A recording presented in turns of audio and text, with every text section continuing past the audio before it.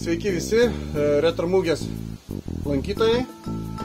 Be galo laukiam ne tik mes ir jūs greičiausiai mūgės šį sekmadienį, o tuo tarpu noriu jums pristatyti transporto priemonę, kurią mūgėje galėsite patys pamatyti, pažiūrėti, pačiupinėti galbūt.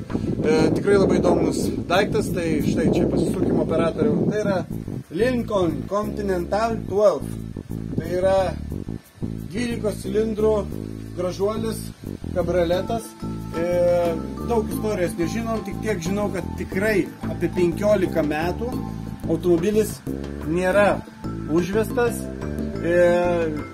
Gudžiais 2009 metais berods atkeliavo į Lietuvą ir buvo restauruojamas ir procese sustoja. Tai yra jisai perdažytas, buvo salonas pasiūtas stogas, kiek žinom variklis tvarkytas, bet visa kita ir liko tokioj būklėj. Ir žinokit, po šitiek metų, dabar mes jį ištraukėme į dienos šviesą ir planuojame mūgėje, reiškia, aišku, prieš tai galbūt apiplausime, kad jis gražiau atrodytų, bet mūgėje, eina pažiūrėti po kapotu, mūgėje pabandysim užvesti.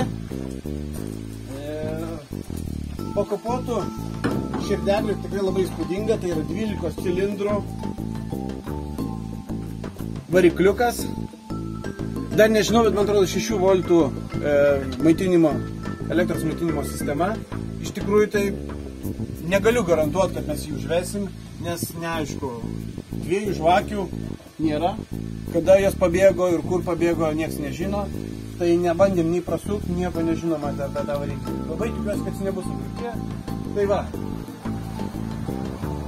Kam įdomu, o manau, kad daug kam įdomu, pasimatysim, pačiupinėsim, pabandysim užvesti. Turėsime jaunimo komandą, mechanikų iš mokyklos, kurie, manau, gan entuziastingai griebsis šitų darbų. Tad dėkui šiandien ir iki malonaus sekmadienį 24 dieną.